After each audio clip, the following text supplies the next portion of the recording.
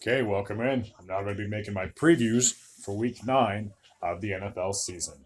Starting with the Thursday night matchup between the Tennessee Titans and the Pittsburgh Steelers. The Titans are coming into this matchup sitting at 3 and 4, while the Steelers have the opposite record. They're sitting at 4 and 3.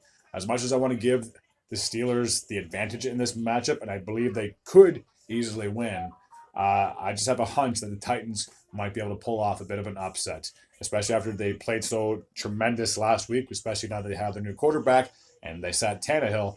They looked like the Titans of old, like the very competitive team that I predicted that they would be coming into this season. So I'm going to give the edge to the away team in this matchup. I believe the Titans should prevail and come away victorious on Thursday night matchup.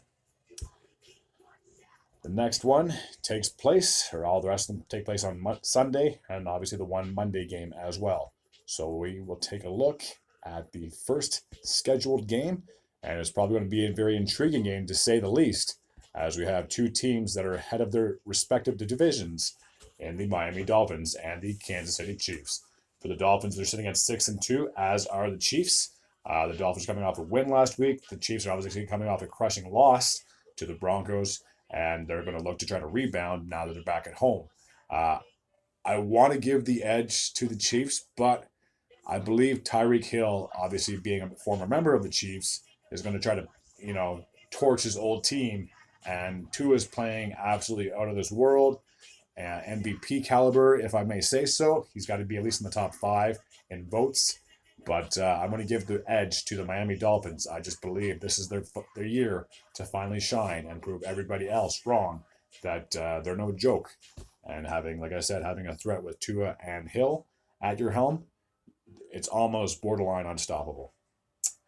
So the next matchup takes place in Atlanta, where we have the Falcons, who are playing host to a team that came off with a victory last week, but at a major cost, with the Minnesota Vikings. The Vikings are sitting at 4 and 4, as are the Atlanta Falcons. If Kirk Cousins didn't go down with a season-ending injury, I believe that the Vikings could have carried that momentum last week after beating the Packers and could have gotten the victory in this one. But I just have a hunch that the Falcons are going to come away victorious, especially now that I believe Dobbs, if not mistaken, is the starting quarterback for the Vikings. And not trying to disrespect him, but that's a bit of a downgrade from Kirk Cousins. So, again, I will give the edge to the home team in this particular matchup. From one bird team to another, the Baltimore Ravens are home, and they are taking on another bird team in the Seattle Seahawks. The Seahawks are coming into this matchup sitting at 5 and 2. The Ravens are sitting at 6 and 2, respectively. I'm going to give the edge to the home team in this matchup. I just truly believe that they are a team to be very competitive this year, and I would not be surprised if they came away with that NFC North crown. My screen is extremely fuzzy, so I'm just trying to adjust my tablet here, but it doesn't seem to be making a whole lot of difference as I'm recording, so I do apologize for the quality of the video. The next matchup takes place in the NFC North as well, where we have the home team, Cleveland Browns, and they're playing host to a team from the NFC West, and that is the Arizona Cardinals. So the Cardinals are coming into this matchup sitting at 1 and 7, while the Cleveland Browns are coming into this match sitting at 4 and 3. I want to give the edge to the home team in this match. I just believe the Browns should be able to come away with the victory and should still be somewhat competitive in a race in that wild card position. So I'm going to give the edge, obviously, to Cleveland to take the victory in week number 9. Next matchup takes place in the NFC North, where we have the home team, Green Bay Packers, and they're taking on a team from the NFC West, and that is the Los Angeles Rams. The Rams are coming into this matchup sitting at 3 and 5, and the Packers are sitting at 2 and 5. So both these teams are struggling, to say the least. I don't think either one of these teams thought that they would be in this position over halfway into the season, but evidently, this is where fate has landed their record. it's hard for me to pick either team because, like I said, both these teams are struggling. I'm going to give the edge to the Rams in this one only because the Packers just have not looked that great. Jordan Love, I don't know if he's just not the answer or if it's what it is. Like something is missing. I just seen a stat the other day. They went, I want to say like 3 games in a row or maybe almost 4 games in a row where they didn't even score a first half touchdown.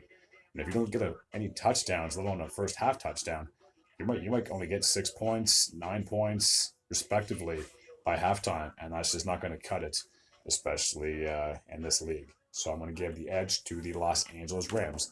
They should be victorious against the Packers. The next matchup takes place in Texas, where we have the home team Houston Texans, and they are playing host to a team from the NFC South, which are the Tampa Bay Buccaneers. Buccaneers are coming into this matchup with the same record as the Texans.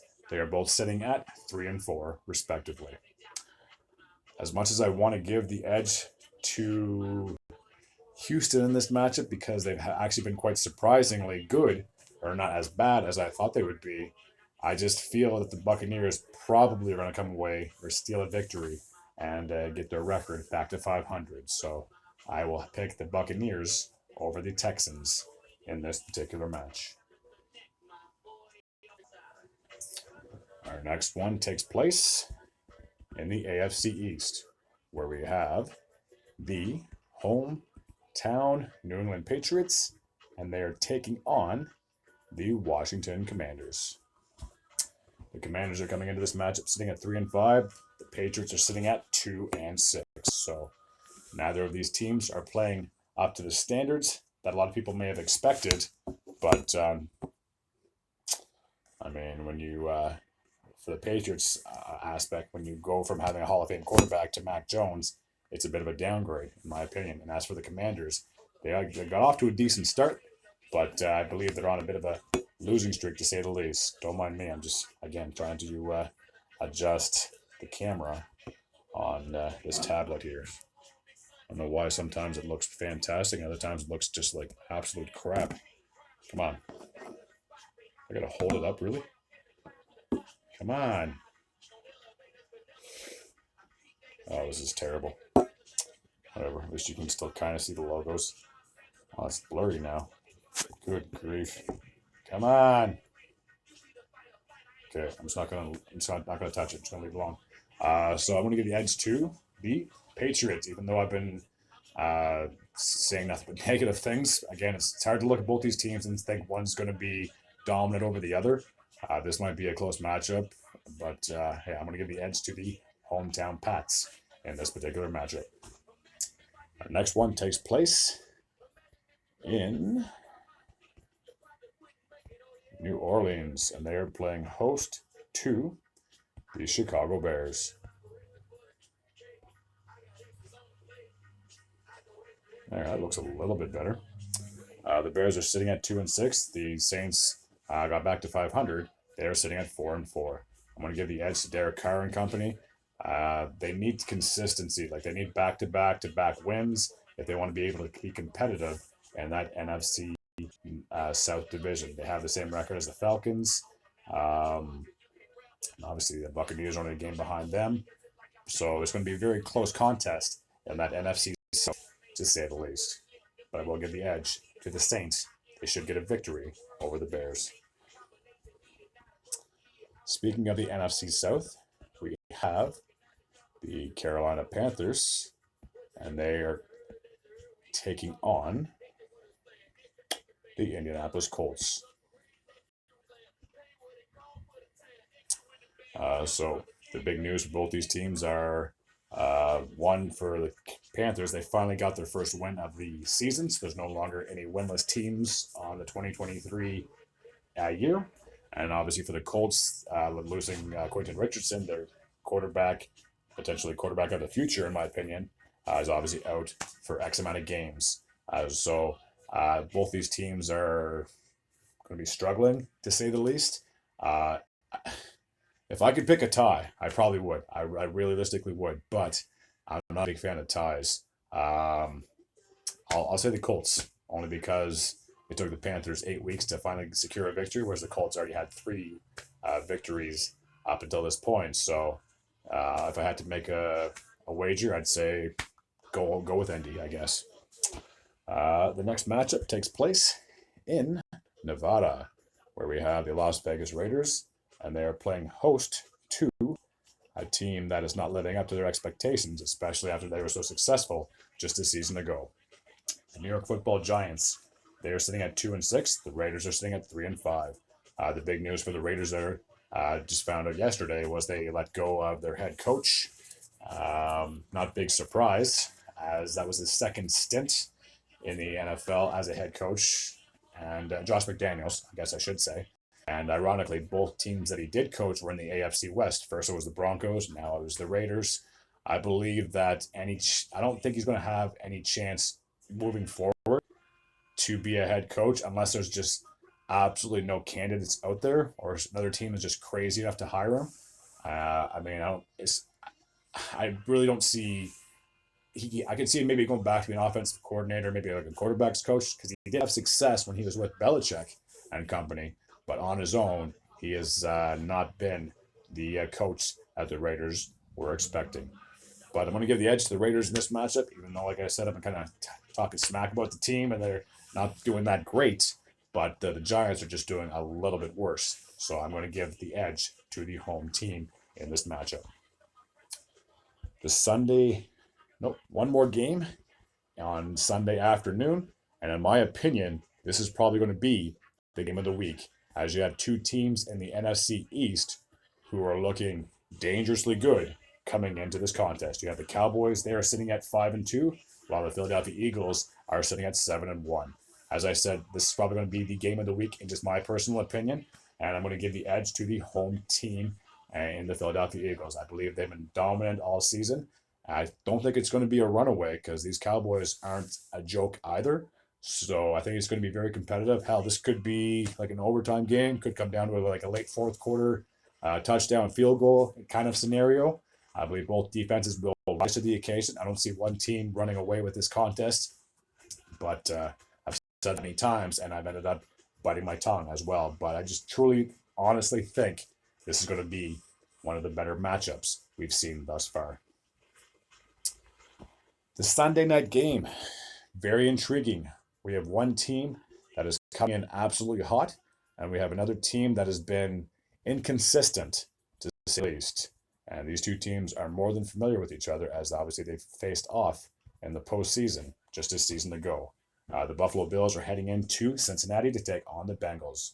The Bills are coming into this matchup sitting at 5-3. The Bengals are sitting at 4-3. The Bengals obviously got off to that horrendous start to start the year at 0-3. They've been on a 4-game winning streak ever since. The Bills look good at the start, but again, kind of wishy-washy to say the least. They've been looking great against some teams and absolutely piss poor against others. So with that being said, I believe Cincinnati will be able to be consistent and go on a 5-game winning streak. And I think they're just going to be very competitive. And this is the Cincy team that I thought we would see. It took almost 8 weeks for them to finally be able to be competitive once again. The Monday night matchup takes place in New York, where we have the New York Jets, and they are playing host to the Los Angeles Chargers. The Chargers are coming into this matchup sitting at 3-4. The Jets got an ugly win last week, but a win is a win. They are sitting at 4-3. This is one of those matchups, again, neither team has really proven to me that they're more dominant or that they should be the favorite in this particular matchup. Obviously, if you look at a record, the Jets are a little bit better than the Chargers, but they really haven't shown it, in my opinion. Like in the 4 wins that they haven't really blown me away or blown teams out of the water, respectively. So with that being said, I believe the Chargers should get the win and get back to playing 500 football after Monday night. There are 4 teams that are on there that have their bye week. The Jaguars, they're sitting at 6-2. The San Francisco 49ers, they are sitting at 5-3. The Detroit Lions are sitting at 6-2. And my Denver Broncos are the lone team that are below 500. They are sitting at 3-5. As always, if you like this type of content, I do videos on the daily. Please feel free to sub. It's free. And I'd be very grateful and very appreciative as well. And as always, take care.